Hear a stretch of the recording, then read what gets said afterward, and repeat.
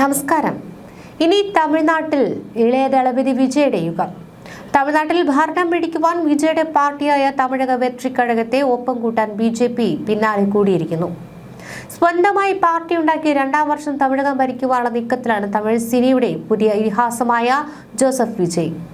BJP ഉപമുഖ്യമന്ത്രി സ്ഥാനം വിജയ്ക്ക് വാഗ്ദാനം ചെയ്തെങ്കിലും അതിൽ വഴങ്ങാതെ മുഖ്യമന്ത്രി പദം പിടിക്കുവാനുള്ള കരുനീക്കത്തിലാണ് വിജയ്. MK സ്റ്റാലിൻ നയിക്കുന്ന DMK എങ്ങനെയും തറപറ്റിക്കുവാനുള്ള BJP-ADMK സഖ്യത്തിന്റെ പുതിയ തന്ത്രമാണ് സൂപ്പർ സ്റ്റാർ വിജയ് ഒപ്പം നിർത്താനുള്ള നീക്കം. BJP വൃത്തങ്ങൾ പറയുന്നതനുസരിച്ച് സഖ്യം തെരഞ്ഞെടുപ്പിൽ വിജയിച്ചാൽ വിജയ്ക്ക് തമിഴ്നാടിന്റെ ഉപമുഖ്യമന്ത്രിയെ സ്ഥാന വാഗ്ദാനം ചെയ്തിട്ടുണ്ട്. മാത്രവുമല്ല, സീറ്റ് വിഭജന ക്രമീകരണത്തിന്റെ ഭാഗമായി വിജയുടെ പാർട്ടിയായ TVKയ്ക്ക് 80 സീറ്റുകൾ BJP വാഗ്ദാനം ചെയ്തിട്ടുണ്ട്. ഈ നീക്കം യാഥാർത്ഥ്യമായാൽ വോട്ട് വിഹിതത്തിൽ ചെറിയ മാറ്റങ്ങൾ പോലും തമിഴ്നാട്ടിൽ 100ഓളം മണ്ഡലങ്ങളിൽ DMKയുടെ തോൽവിക്ക് വഴിതെളിച്ചേക്കാം. വിജയുടെ വരവോടെ 5 മുതൽ 7 വരെ ശതമാനം വോട്ടുകൾക്ക് വ്യതിയാനം ഉണ്ടാക്കാനായാൽ സ്റ്റാലിന്റെ DMKയ്ക്ക് ഭരണം നഷ്ടപ്പെടാം. തമിഴ്നാട്ടിൽ 10% വരെ വോട്ട് പിടിക്കുവാനുള്ള കരുത്ത് നിലവിൽ വിജയുടെ പാർട്ടിക്കുണ്ട് എന്നാണ് പൊതുവിലയിരുത്തൽ. വരാനിരിക്കുന്ന നിയമസഭാ തെരഞ്ഞെടുപ്പിൽ ഈ പിന്തുണയുടെ ഒരു ചെറിയ പങ്ക് പോലും നിർണായക ഘടകമായി മാറിയേക്കാമെന്നാണ് പാർട്ടി തന്ത്രജ്ഞർ വിശ്വസിക്കുന്നത്. പല മണ്ഡലങ്ങളിലും 2% വോട്ടുകൾക്ക് പോലും വിജയത്തിന്റെ ദിശ മാറ്റാൻ കഴിയുമെന്നാണ് BJP നേതാക്കളുടെ വിലയിരുത്തൽ. തമിഴ്നാട് നിയമസഭാ തെരഞ്ഞെടുപ്പിന് മുന്നോടിയായി നടൻ വിജയുടെ പാർട്ടിയായ തമിഴക വെട്രിക്കഴകവും BJPയും തമ്മിലുള്ള ചർച്ചകൾ അവസാന ഘട്ടത്തിലേക്ക് കടക്കുന്നതായി റിപ്പോർട്ടുകൾ പറയുന്നത്. അതേസമയം BJPയുമായുള്ള സഖ്യസാധ്യത വിജയുടെ ഉപദേശകർക്കും ഒരു വിഭാഗം നേതാക്കൾക്കും വലിയ ആശങ്കയുണ്ടാക്കിയിട്ടുണ്ട്. രാഷ്ട്രീയത്തിൽ ഒരു പുതിയ ബദൽ വാഗ്ദാനം ചെയ്ത് രംഗപ്രവേശം ചെയ്ത വിജയുടെ പ്രതിച്ഛായയെ ഇത്തരമൊരു സഖ്യം ബാധിക്കുമോ എന്നാണ് അവരുടെ ആശങ്ക.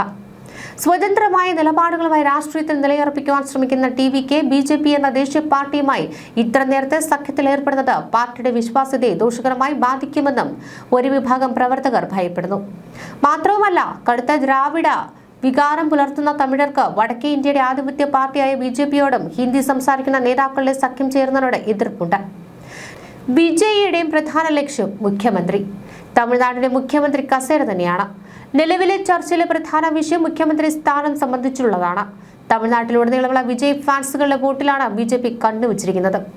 എന്നാൽ തമിഴ് രാഷ്ട്രീയ രംഗത്ത് TVKയെ പുതിയ ബദലായി അവതരിപ്പിച്ചും സ്വതന്ത്ര പ്രതിച്ഛായ ഉയർത്തിക്കാട്ടിയുമാണ് വിജയ് രാഷ്ട്രീയത്തിലേക്ക് പ്രവേശിച്ചത്. അതിനാൽ BJPയുമായി ചേർന്ന് പ്രവർത്തിക്കുന്നത് പാർട്ടിയുടെ പ്രതിച്ഛായയ്ക്ക് മങ്ങലേൽപ്പിക്കാമെന്ന ആശങ്ക അണികൾക്കിടയിലുണ്ട്.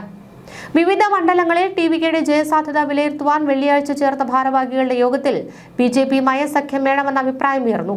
234 മണ്ഡലങ്ങളിലും സ്ഥാനാർത്ഥികളെ നിർത്തുവാൻ പ്രയാസമില്ലെങ്കിലും തിരഞ്ഞെടുപ്പ് പ്രചാരണത്തിനുള്ള ഭാരിച്ച ചെലവ് താങ്ങാൻ ശേഷിയുള്ളവർ കുറവാണെന്ന് നേതാക്കൾ പറയുന്നു. ഒരു മണ്ഡലത്തിലെ സ്ഥാനാർത്ഥി ശരാശരി 5 കോടി രൂപയെങ്കിലും ചെലവിടേണ്ടി വരും. വിജയുടെ മുന്നേറ്റ സാധ്യതകൾക്ക് ഏറ്റവും തിരിച്ചടിയായത് കഴിഞ്ഞ വർഷമുണ്ടായ കരൂർ ദുരന്തമാണ്. കഴിഞ്ഞ സെപ്റ്റംബർ 27-ന് കരൂരിൽ TVKയുടെ റാലിക്കിടെ തിക്കിലും തിരക്കിലും പെട്ട 41 പേർക്കാണ് ജീവൻ നഷ്ടമായത്. ഈ കേസിൽ ഇതോടകം 3 തവണ CBI വിജയെ ചോദ്യം ചെയ്തിരുന്നു. കരൂർ ദുരന്തവുമായി ബന്ധപ്പെട്ട CBI അന്വേഷണത്തിലെ തുടർ നടപടികൾ തമിഴ്നാട്ടിലേക്ക് മാറ്റണമെന്നാവശ്യപ്പെട്ട് വിജയ് CBIക്ക് കത്തയച്ചിരിക്കുകയാണ്. ഇനി ചോദ്യം ചെയ്യൽ ആവശ്യമാണെങ്കിൽ അത് ചെന്നൈയിലോ സംസ്ഥാനത്തെ മറ്റേതെങ്കിലും കേന്ദ്രങ്ങളിലോ വെച്ച് നടത്തണമെന്നാണ് കത്തിലെ പ്രധാന ആവശ്യം. നിയമം അനുസരിക്കുന്ന പൗരനെന്ന നിലയിൽ അന്വേഷണവുമായി ഇതുവരെ പൂർണ്ണമായി സഹകരിച്ചിട്ടുണ്ടെന്നും വരാനിരിക്കുന്ന തെരഞ്ഞെടുപ്പ് തിരക്കുകൾ പരിഗണിച്ചാണ് ഈ അഭ്യർത്ഥനയെന്നും വിജയ് വ്യക്തമാക്കി. കേസുമായി ബന്ധപ്പെട്ട് ഇതുവരെ 3 തവണയാണ് വിജയ് ചോദ്യം ചെയ്യലിൽ ഹാജരായത്. കഴിഞ്ഞ ദിവസം ഡൽഹിയിലെ CBI ആസ്ഥാനത്ത് നടന്ന ചോദ്യം ചെയ്യൽ 7 മണിക്കൂറോളം നീണ്ടുനിന്നു. ചോദ്യം ചെയ്യലിന് ശേഷം രാത്രി തന്നെ വിജയ് ഡൽഹിയിൽ നിന്ന് മടങ്ങി. വിജയ് 2024 ഫെബ്രുവരി 2-നാണ് പിറപ്പൊക്കം എല്ലാ ഉയർക്കും അഥവാ ജന്മം കൊണ്ട് എല്ലാവർക്കും തുല്യരാണെന്ന മുദ്രാവാക്യത്തോടെ തമിഴക വെട്രിക്കഴകം എന്ന പാർട്ടി ആരംഭിച്ച് അതിന്റെ അധ്യക്ഷനായി രാഷ്ട്രീയ പ്രവേശനം പ്രഖ്യാപിച്ചത്.